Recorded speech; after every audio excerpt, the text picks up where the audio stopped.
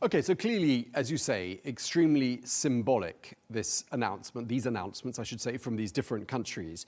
And in terms of what it changes, I mean, my understanding is the Palestinians will go from being an entity in the minds of the countries that recognize Palestine as a state to go from being an entity to a state.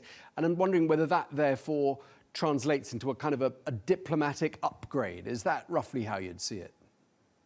First of all, we shouldn't underestimate of the power of symbols and recognition in international politics. State recognition creates states.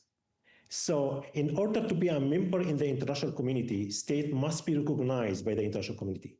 So these symbolic acts are highly important. That's first. The second point I would like to say is what will be the next step? What are going to be the concrete steps?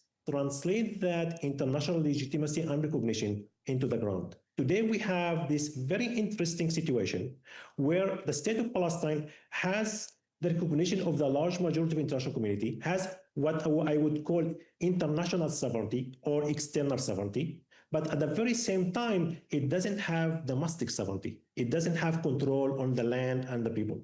So we have an interesting situation where the state has international legitimacy and international recognition, which means international sovereignty, but at the same time, it lacks domestic sovereignty or domestic control on the people and territory. So the biggest challenge now, how we are going to translate that international sovereignty to domestic sovereignty and empirical statehood in Palestine.